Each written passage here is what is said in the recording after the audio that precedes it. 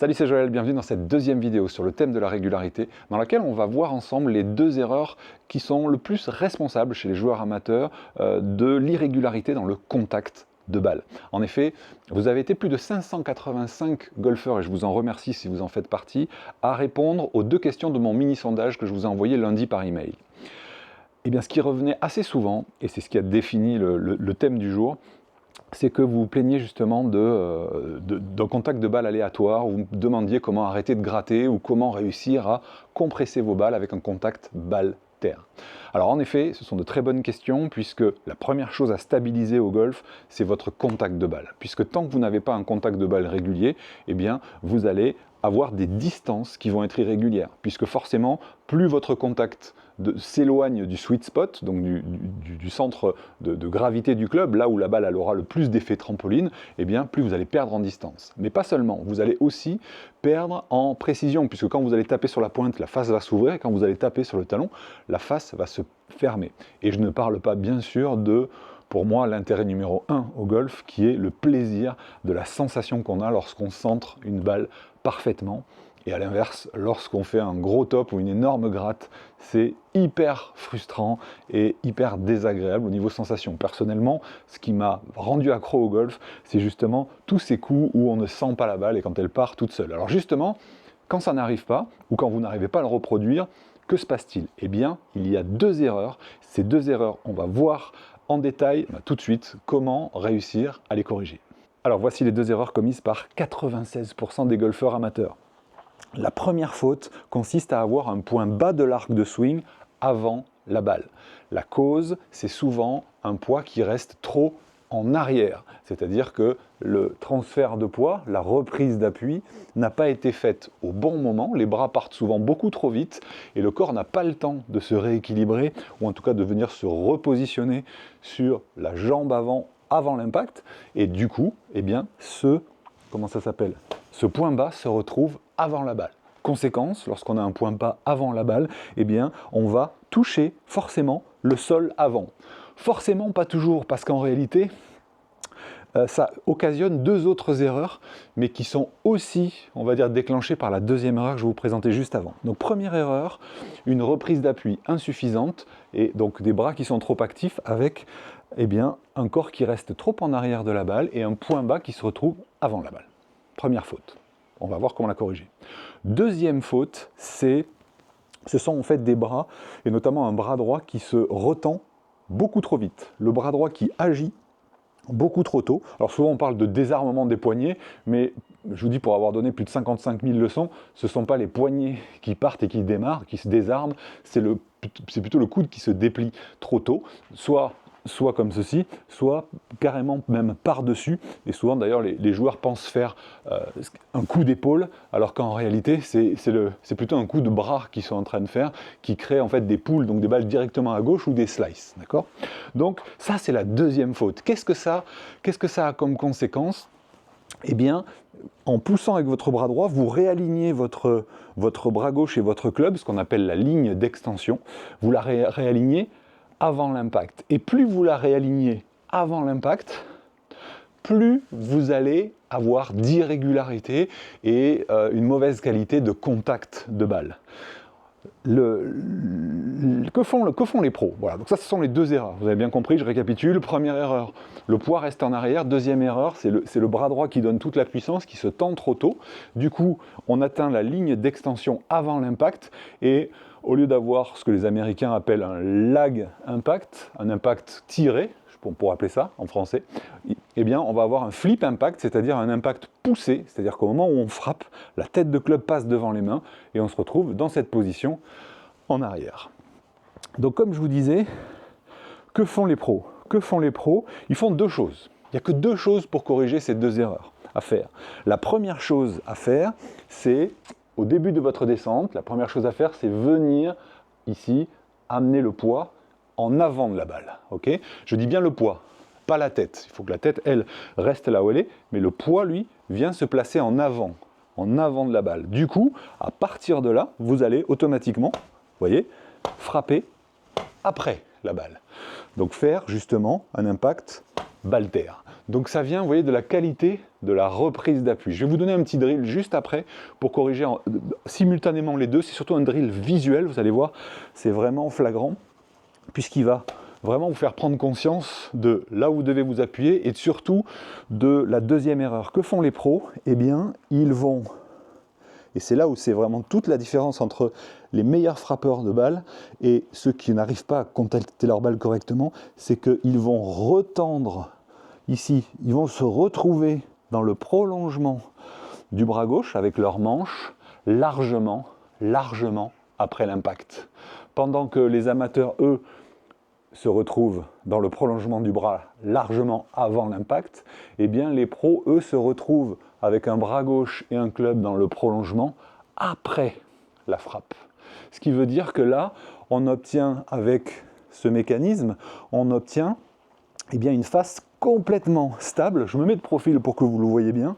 On obtient une face complètement stable pendant toute la traversée sans avoir à la tenir. Puisque ce qui se passe lorsqu'on déplie son bras droit trop tôt, c'est que le club passe devant. Si le club passe devant, en même temps, il tourne, d'accord? Le bras gauche se plie, bref, il y a plein de conséquences à ça. Mais l'esprit, c'est que vous voyez, ici, la tête de club se tourne. Donc là, toutes les balles vont automatiquement partir sur la gauche. Sauf que, une fois que vous avez envoyé 5, 6, 10 balles, etc., qu'est-ce qui se passe? Eh bien, on va contrer en crispant, notamment le côté gauche, la main gauche, ici, pour pas que ça aille sur la gauche. Du coup, perte de puissance, et on passe sous la balle, on cueille la balle, on la coupe, ça fait des slices, ça fait des coups inconsistants. Vous voyez la réaction en chaîne? Alors, un petit exercice qui est très visuel, que vous pouvez faire si vous avez un stick chez vous, d'accord? Vous mettez le stick dans votre manche, et ça va vous permettre de matérialiser la ligne d'extension. La ligne d'extension, je vous le rappelle, c'est le moment où le club vient se réaligner avec le bras gauche. Chez les pros, il est toujours, vous voyez, par ici, d'accord? Et chez les meilleurs joueurs du monde, il est carrément là. En gros, plus vous arrivez à avoir votre ligne d'extension tard, mieux vous jouez. Plus vous êtes régulier, plus vous êtes précis, plus vous êtes un bon joueur. Okay? Et plus vous arrivez en ligne, avec une ligne d'extension avant la balle, plus vous êtes mauvais. Voilà. Donc votre job, c'est d'arriver à, eh bien, au moins, être ici. En fait, le gros avantage, c'est que vous n'avez pas besoin d'être en position optimale, comme on peut voir tous les grands champions, pour très bien jouer au golf. Heureusement, vous arrivez déjà à taper correctement, des coups tout à fait corrects, en étant avec une ligne d'extension avant la balle. Ce que je vous garantis, c'est que si vous décalez cette ligne d'extension après la balle, vous allez voir une nette différence. En leçon, ça m'arrivait tout le temps, ça m'arrivait une centaine de fois d'élèves qui me disent « Oh là, Joël, j'ai jamais tapé une balle comme ça ». Et oui, effectivement, puisque même en arrivant avec, on va dire, une ligne d'extension avant la balle, il arrive que vous la tapiez parfaitement dans le centre du club. Mais parfaitement dans le centre du club, avec des mains en arrière et un poids en arrière, et parfaitement dans le centre de la phase de club avec le poids en avant et les mains en avant, je peux vous garantir que ça n'a absolument rien à voir. Alors voici le drill. Voici le drill. L'esprit, c'est que... Hop, il s'en va mon truc. Là, voilà.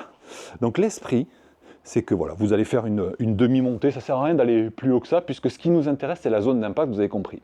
L'esprit, c'est de vous entraîner, vous voyez, à descendre le club sans pousser sur le manche, en laissant le manche toujours en arrière de la ligne du stick, donc du bras gauche, et voilà, d'arriver à l'impact, donc vous voyez, avec cette fameuse position, comme tous les joueurs pros, et de laisser, après, une fois que votre tête de club a passé la balle, de laisser votre club se réaligner. D'accord? Donc à vide, le faire, vous voyez, largement après l'impact, comme font les meilleurs joueurs du monde, pour arriver ici, d'accord? Mais si à pleine vitesse, vous arrivez déjà à être là, vous taperez vraiment magnifique. Ok? Je vous le refais. Demi-swing. Le sticker, c'est le prolongement de mon bras gauche. Je laisse ce club en arrière. Impact, ici. Et je réaligne après la balle. Pour bien faire ce drill, faites-le devant un miroir, puisque vous avez vu ce que ça donnait, c'est assez visuel je trouve. Bien, faites-le devant un miroir et ça va vous permettre de justement sentir à quel point vos mains doivent être en avant à l'impact, ou plutôt, dit d'une autre façon, dans l'autre sens, c'est comment votre tête de club reste en arrière des mains jusqu'à l'impact. Ça, c'est probablement quelque chose que vous n'aviez jamais senti avant, peut-être sur une approche roulée, et encore, même pas sur ce genre de proportion que vous allez ressentir en faisant l'exercice. Alors je dois vous prévenir, lorsque vous travaillez votre impact, c'est assez compliqué de savoir si on le fait correctement. En effet, la zone d'impact, ce n'est pas une position. Hein. D'ailleurs, pendant cette vidéo ou la précédente, d'ailleurs si vous ne l'avez pas vu, je vous ai mis le lien dans la description, la vidéo 1, beaucoup plus complète encore sur la notion de position d'impact. Je vous fais plein de démonstrations avec des joueurs pros et les fautes des amateurs, etc. Et donc j'étais en train de vous dire que la zone d'impact, c'est le moment où le club va le plus vite, et donc c'est très très difficile à travailler, ou en tout cas de se rendre compte si on est dans la bonne position. Et soit dit en passant, c'est pas une position à l'impact, c'est vraiment un arrêt sur image. Comme disait Mike Adams, au golf il n'y a que deux positions, la position de départ et le finish. Tout le reste c'est du mouvement. Ce qui veut dire que pour savoir si vous êtes en bonne position à l'impact, rien de mieux que de vous filmer et de faire un arrêt sur image au moment de l'impact et voir si vous respectez les deux critères qu'on a vus en particulier dans cette vidéo et puis tous les autres que je vous ai montrés dans la vidéo 1. Donc, conscient de tout ça, qu'est-ce que j'ai fait? Eh bien, j'ai créé un programme d'entraînement qui s'appelle le programme d'entraînement Impact Pro, dans lequel je vous donne mes 18 meilleurs exercices dans lequel je vous montre comment travailler la zone d'impact. C'est-à-dire que ça va vous permettre, de prendre conscience des points de repère précis à obtenir. Comme je vous ai dit, c'est la seule position, même si ce n'est pas une position, mais c'est le seul moment où tous les pros sont exactement dans la même position. Tous les pros, vous pouvez les prendre un par un, ils sont tous placés exactement de la même façon. Donc la deuxième chose, une fois que vous avez les points de repère, c'est qu'en faisant ces exercices, tous ces drills, c'est que vous allez récupérer les bonnes sensations, les sensations justes qui vont vous permettre, en répétant, eh bien, d'automatiser les bons réflexes et faire en sorte que cette position soit correcte au moment de l'impact. Et fatalement, plus vous vous rapprochez sans avoir exactement la position parfaite ou la position idéale ou optimale, plus vous allez vous rapprocher, plus vous allez voir une amélioration dans la qualité et dans la reproductibilité, votre capacité à reproduire de bons impacts. Si vous avez envie de découvrir ce programme, je vous ai mis le lien dans la description et je vous retrouve tout de suite pour vous présenter ce programme. A tout de suite.